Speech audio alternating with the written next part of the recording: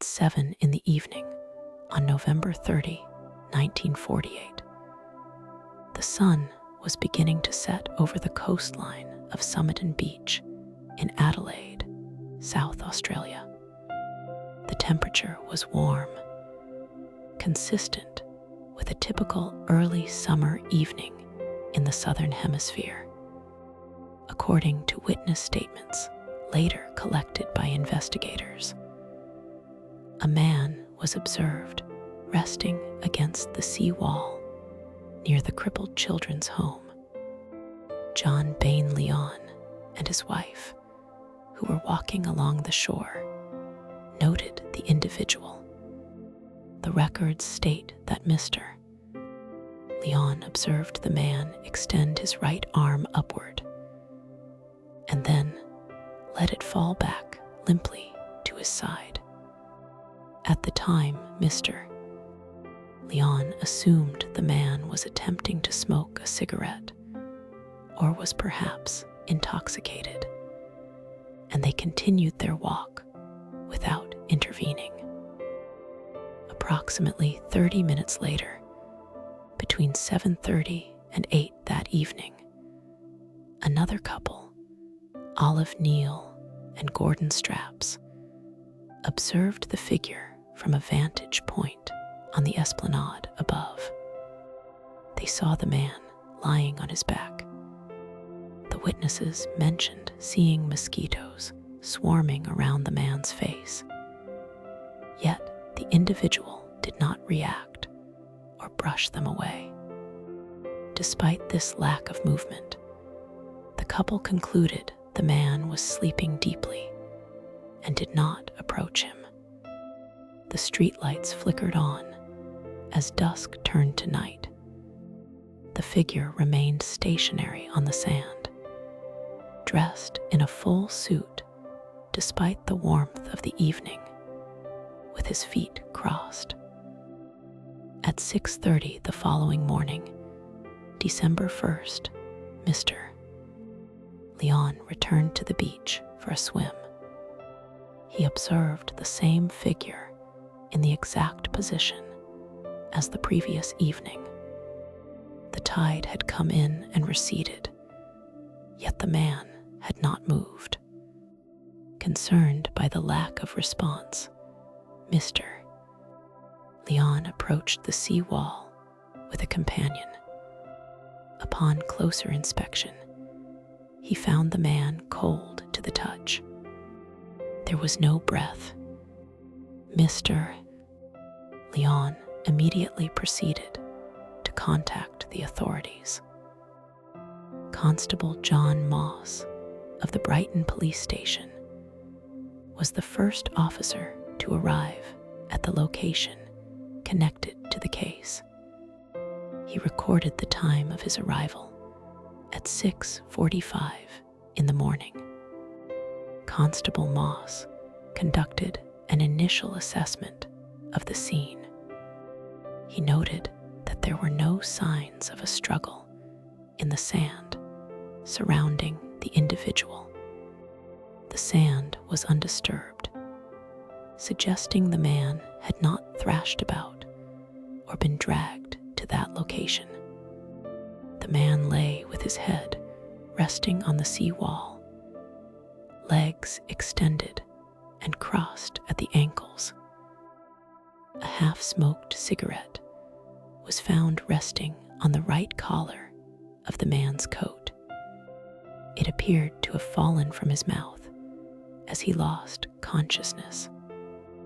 This detail, recorded in the initial police log, suggested that the incapacitation was rapid. Constable Moss noted that the cigarette had burned down and gone out without singing the fabric of the coat, implying it had not been burning when it landed, or the fabric was resistant enough to withstand the brief heat. The rigor mortis and lividity observed by medical staff suggested the individual had passed away while lying in the exact position in which he was found. individual was transported to the Royal Adelaide Hospital. At 9:40 in the morning, Dr. John Barclay Bennett officially pronounced life extinct. Dr. Bennett estimated that the cessation of vital functions had occurred no earlier than 2 in the morning, placing the time of the fatal event somewhere in the early hours of December 1st. However, later analysis of the witness statements from the previous evening would challenge this timeline, suggesting the comatose state began much earlier. The processing of the individual began with a detailed inventory of his clothing and physical characteristics. He was described as a male, roughly 40 to 45 years of age, standing 5 feet 11 inches tall. He had gray eyes and hair that was mouse-colored, graying at the temples. His physical condition was noted as excellent. He had broad shoulders and a narrow waist. Investigators noted his muscular definition, particularly in the calves, was consistent with a dancer or someone who walked great distances. His hands and nails were clean and well kept, showing no signs of manual labor. He had a peculiar ear structure, and his toes were wedged, further suggesting a history of wearing tight-fitting footwear consistent with dancing. The clothing presented the first significant anomaly in the investigation. The man was wearing a white shirt, a red and blue tie, brown trousers, socks, and polished shoes, and a brown knitted pullover. Over this, he wore a gray and brown double-breasted coat. The stitching and the cut were not consistent with Australian manufacturing of the era. A tailor consulted by police stated the coat utilized a feather stitching technique, requiring specific machinery thought to be of American origin. Upon close examination of the garments, investigators discovered that all identification labels had been carefully removed. The tags on the collar, the waistband, and even the manufacturer's marks on the inner pockets had been cut away. A search of the man's pockets yielded a collection of items that provided little context. Investigators catalogued an unused second-class rail ticket from Adelaide to Henley Beach, a bus ticket from the city used to reach a stop near Somerton, a narrow aluminum American comb, a half-empty packet of juicy fruit gum, and a packet of Army Club cigarettes containing 7 cigarettes of a different brand, Cansitas. There was no wallet. There was no identification card. There was no loose change.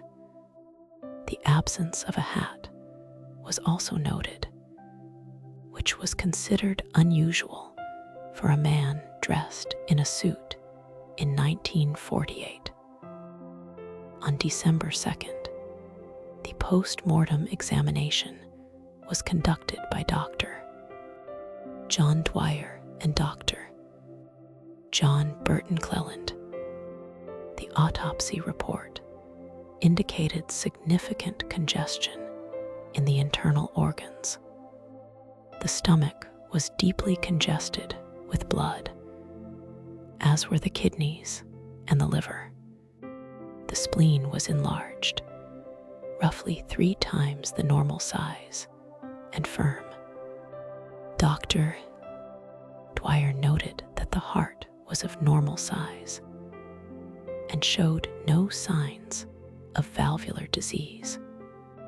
The pupils were smaller than normal, which was noted as unusual for an individual exposed to sunlight.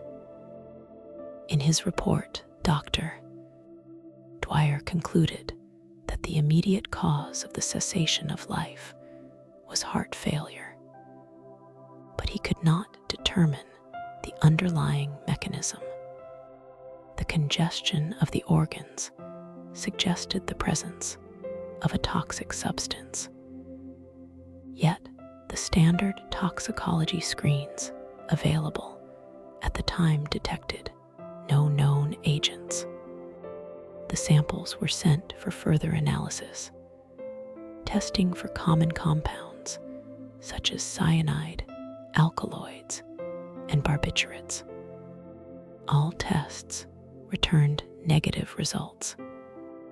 The report stated that the food in the stomach, a pasty residue, indicated the man had eaten a pasty roughly 3 to 4 hours before the fatal event.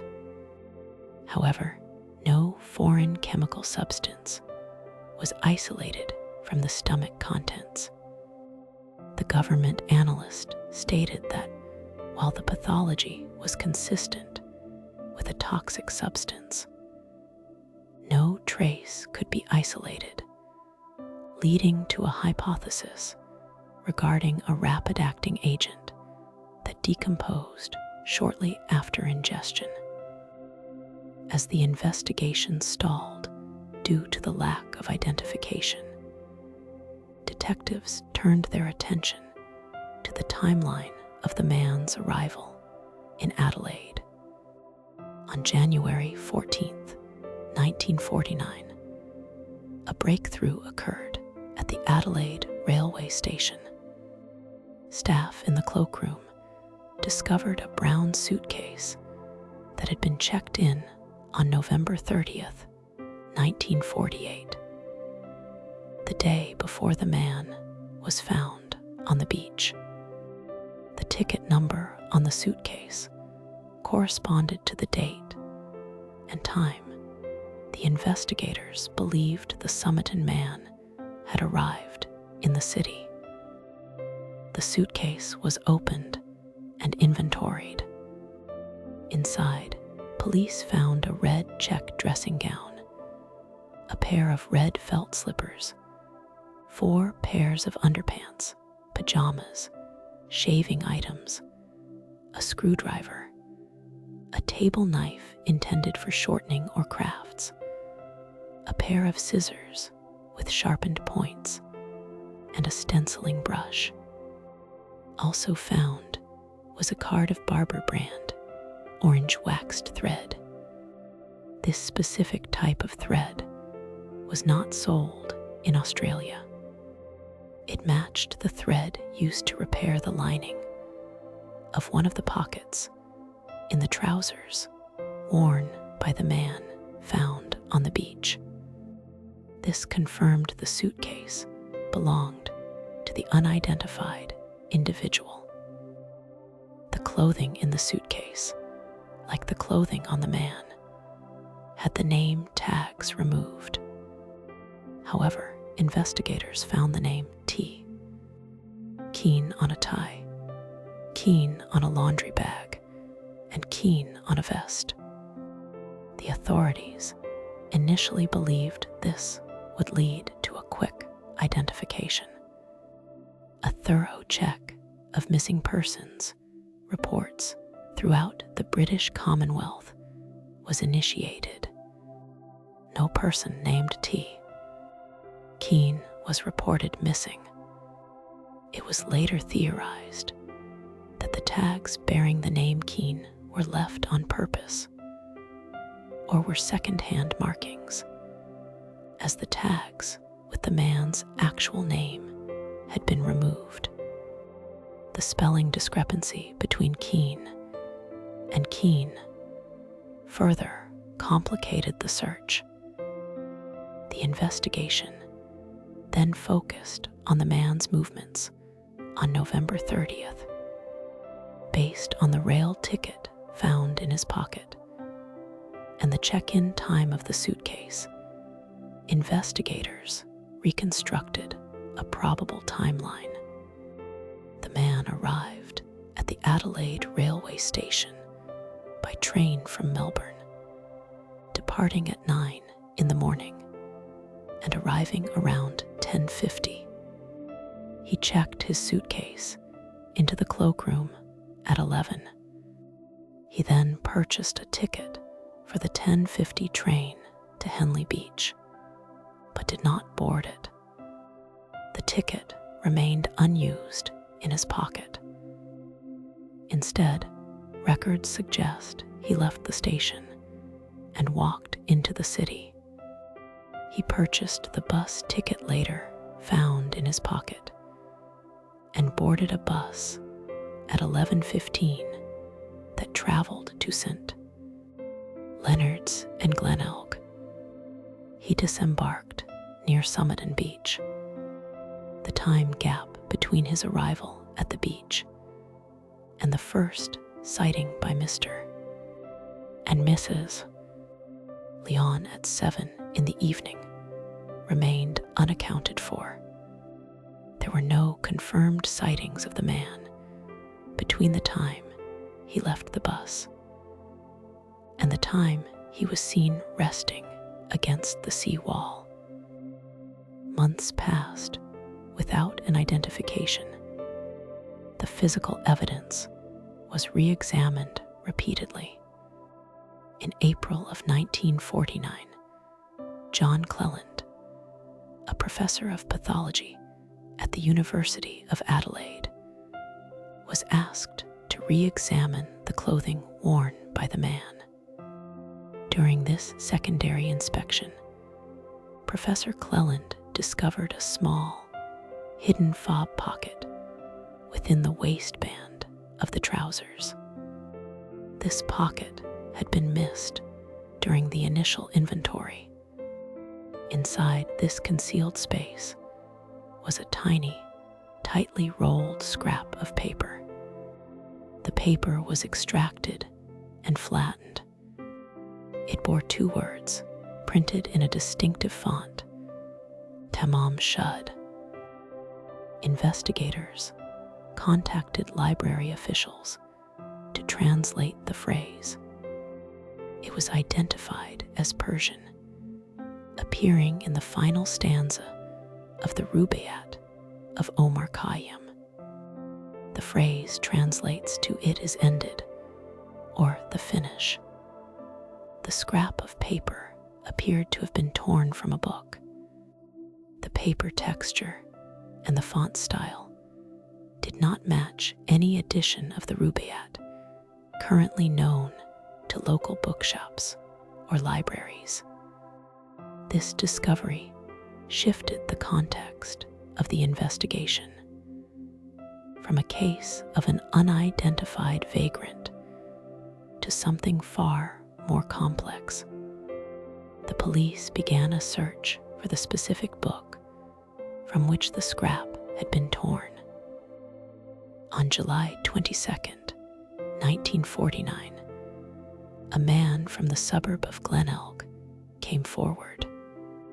He reported finding a copy of the Rubaiyat in the back seat of his vehicle, which had been parked near Somerton Beach around the time the unknown man was discovered. The witness stated he had initially dismissed the find and only realized its significance following the police appeal. Forensic examination confirmed that the scrap found in the hidden pocket matched the tear in the final page of this book. The book itself provided 2 crucial pieces of evidence. On the back cover, faint indentations were visible under ultraviolet light. These markings revealed a series of capital letters arranged in 5 lines. the second line was crossed out, suggesting a code or cipher. The letters read WRGOABABD, followed by MLIO, then WTBIMPANETP, and finally MLIABOAIQC.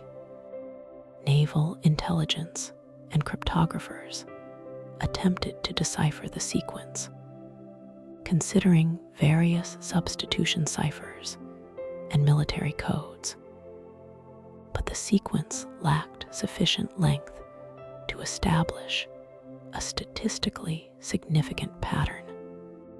The meaning of the letters remained unresolved. Also written on the back of the book was a telephone number. Investigators traced this number to a woman living in Glen Elk, less than half a mile from where the man was found. In police reports, she was referred to as Justin to protect her identity, though later investigations would identify her as a nurse. Detectives interviewed her on July 26, 1949. She admitted to owning a copy of the Rubaiyat and stated she had given it to an army lieutenant named Alfred Boxall in Sydney in 1945. Police initially hypothesized that the dead man was Alfred Boxall. However, this theory collapsed when investigators located Boxall alive and residing in Sydney. Boxall still possessed the copy of the Rubaiyat given to him by the nurse, and the final page was intact. This confirmed that the book found in the car was a different copy, implying a third party was involved. During the interview with the nurse, detectives presented her with a plaster cast of the unknown man's bust, which had been created prior to his interment. According to the interviewing officer, Detective Sergeant Lean, the woman displayed a profound physical reaction upon seeing the cast. The report notes she looked away and could not look at the image again during the questioning. Despite her reaction, she denied knowing the man. She claimed that after she moved to Adelaide, a stranger had inquired about her with a neighbor, but she had no further information to offer. With the keen lead exhausted, the fingerprints yielding no results, and the nurse denying any knowledge of the individual, the investigation faced a critical impasse. The inquest into the death was held in June 1949. The coroner, Thomas Cleland, reviewed the pathology, the timeline of the tickets, and the failure of toxicological tests to identify a specific agent. He noted that the precision of the label removal and the lack of identification suggested a deliberate effort to remain anonymous.